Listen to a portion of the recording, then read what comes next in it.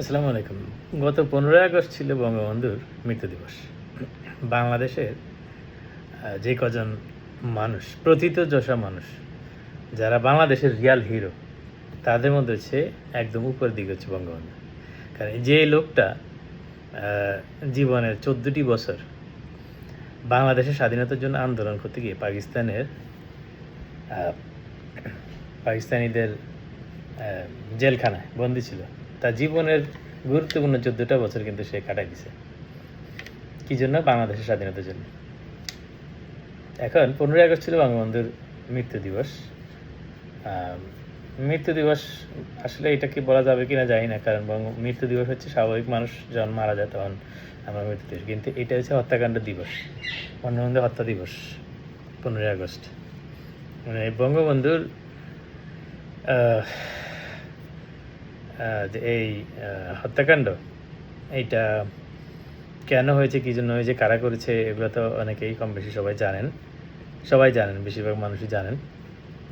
কিন্তু বঙ্গবন্ধু যদি কোনো অন্যায় না, কোনো ধরনের যদি অপারগতা থাকে বা অক্ষমতা থাকে,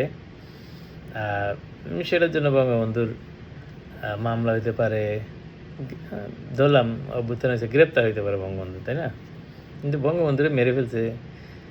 এবং বঙ্গবন্ধু শুধু বঙ্গবন্ধু না, বঙ্গবন্ধুর পরিবারের 10 বছরের একটা বাচ্চা সহ, পরিবার তো শুধু নয়, আত্মীয় স্বজন সহ যারা আছে তাদের সবাইকে, এক্সেপ্ট দুইজন কন্যা ছাড়া, মেয়ে ছাড়া সবাইকে 22 জন টোটাল মেরে ফেলছে 14ই আগস্ট রাত, বঙ্গবন্ধু 15ই আগস্ট সকালে। তো বঙ্গবন্ধুর অনেক ক্রিটিক্স আছে, অনেকে আলোচনা সমালোচনা বিভিন্ন রকম আছে। বঙ্গবন্ধুর শাসনকাল নিয়ে অনেকে কথা বলে, ভুল ত্রুটি আছে, পরিস্থিতি অনুযায়ী বঙ্গবন্ধুর যে একটা বিশাল হৃদয় ছিল, সেই ক্ষমা করে দেওয়ার বা কঠিন অ্যাকশন না নেওয়া যে অক্ষমতা, এটার জন্য বঙ্গবন্ধুকে আমরা কম বেশি দোষারোপ করতেই পারি। কিন্তু মেরে ফেলতে হবে কেন একটা মানুষকে?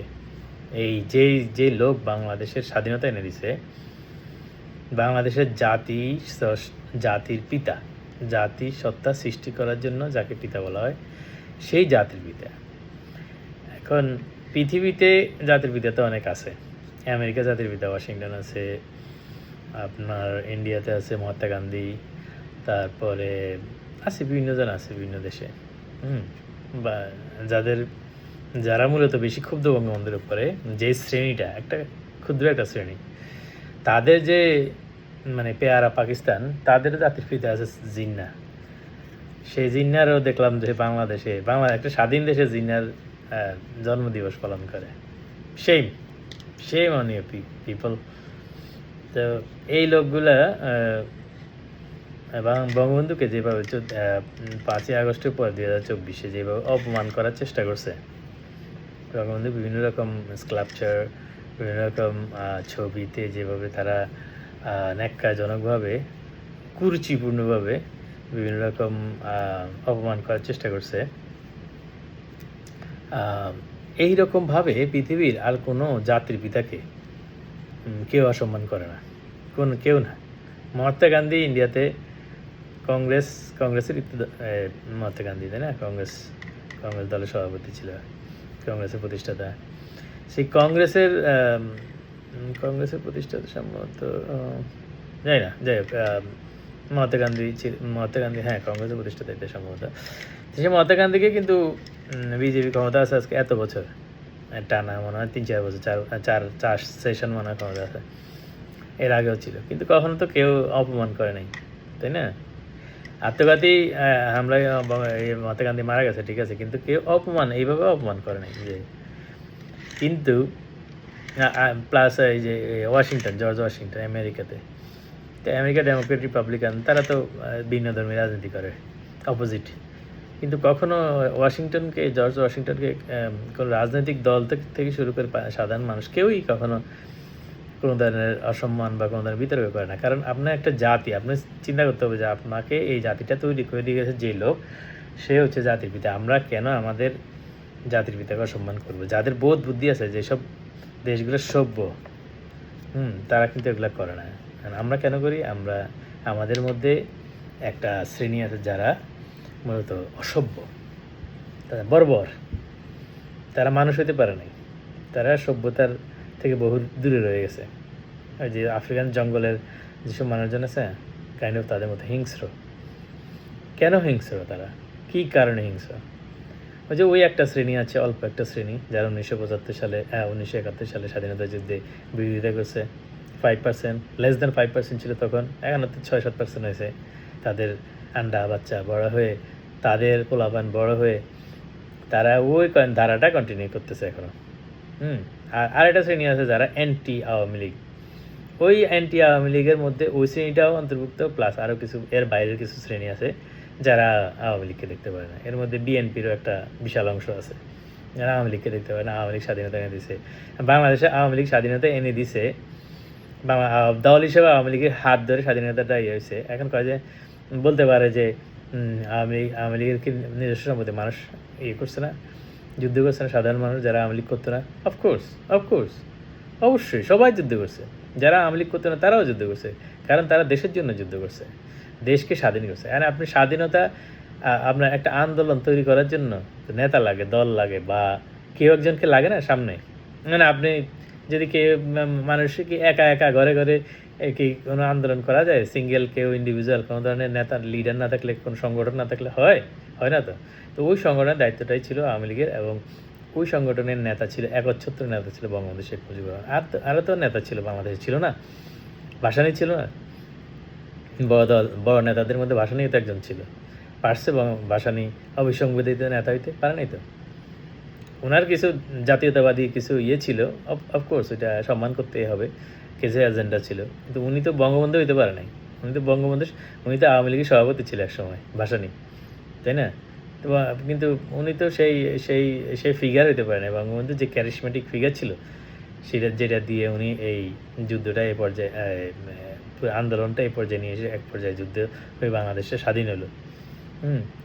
যাই হোক, তো বলতে চাচ্ছিলাম যেটা, সেটা হচ্ছে যে 15ই আগস্টে এই 2026-এ এসে কিছু মানুষ গেল ফুল দিতে।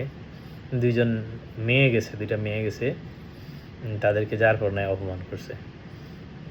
ওরা আসলে ফুল দিতে না, ওরা গেছিল দেখতে। এখন গোপনে গেছে, মানে একজন রিক্সাওয়ালা গেছে ওখানে সম্মান জানাইতে, তাকে ছাত্রলীগ যুবলীগ বলে মফ করে তারে মারধর দিছে। ওই দুইটা মেয়ে গেছিলো, তারা ফুলও দেয় নাই, তাদেরকে ছাত্রলীগ আওয়ামী লীগ এগুলো বলে দোসর বলে তাদেরকে পুলিশের হাতে তুলে দিছে, এবং পুলিশ তাদের বিরুদ্ধে সন্ত্রাস ধমনা মামলা করছে। এই বাংলাদেশ 2026 সালে বাংলাদেশ, এই হলো বাংলাদেশের অবস্থা। আর একটা ছেলে দেখলাম যে জাকড়া চুলের, মানে যারা জঙ্গি সন্ত্রাসী হয় তাদেরই এই ধরনের চুল থাকে।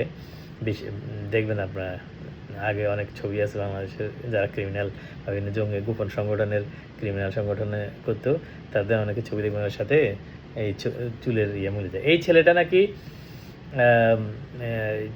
ছিল খুনের মামলার আসামি। সে 5ই আগস্টের সময় ওই জেল ভেঙে যে সন্ত্রাসীগুলারে বের করে দিছে না, ওগুলোর মধ্যে সেও একজন। তো ও এসে এখন করে একা না, 2-3 জন নিয়ে ওই 15ই আগস্ট এখানে এবং 32 নম্বরের বাইরে এখানে সে ধরে নেতৃত্ব দেয়, মানুষ মারতে নেতৃত্ব দেয়। কেউ সন্দেহজনক কাউকে মনে হইলে, তাদের দৃষ্টিতে কেউ যদি সন্দেহজনক মনে করে যে বঙ্গবন্ধুর শ্রদ্ধা জানাতে আসছে বা ফুল দিতে আসছে, বা তার মনে বঙ্গবন্ধু সম্বন্ধে শ্রদ্ধা আছে, তারা যদি মনে করে যে মনে আসছে, তারাও মাফ করতেছে। এখন কি করতেছে? পুলিশ দাঁড়ায় দেখতেছে। পুলিশ কিন্তু একটা খুনি, যে খুনের মামলার আসামি, তার মামলার কিন্তু কোনো নিষ্পত্তিও নাই, সে তার সামনে দিয়ে ঘুরতেছে এবং মাফ করতেছে। দিস ইজ বাংলাদেশ নাও বাংলাদেশ। এখন আপনারা মনে করতেছেন কি কেউ দেখতেছে না? আওয়ামী লীগের কথা বাদ দিলাম, আওয়ামী লীগ হয়তো ধারণা ধরতেছে, প্রতিশোধ নিবে কোনো এক সময়, তারা যে তাদের এজেন্ডা, কিন্তু সাধারণ মানুষ দেখতেছে না, বাংলাদেশের মানুষ দেখতেছে না, পৃথিবী দেখতেছে না, এই ভিডিওগুলো যাচ্ছে না। তাহলে কি হইতেছে? আইনের শাসন আছে বাংলাদেশে? নাই তো। আমার মনে হচ্ছে যে সেই 2024-এর 5ই আগস্ট যেটা ছিল, 15ই আগস্ট যেটা ছিল, 2025-এর যেটা ছিল, বাটপার ইউনুস ছিল না ক্ষমতায় তখন, বাটপার ইউনুসের নেতৃত্বে যে বঙ্গবন্ধু প্রতিষ্ঠার বাড়ি ভাঙছে থেকে শুরু করে 15ই আগস্টে যারা ওখানে গিয়েছে, যাদেরকে মহিলা পুরুষ থেকে সবাইকে অপমান করছে। এখন আমার কাছে মনে হলো এখনও মনে হয় ওই সেই বাটপারের আমলটাই এখনও রয়ে গেছে। বাংলাদেশের মানুষ এগুলো থেকে মুক্তি চায়।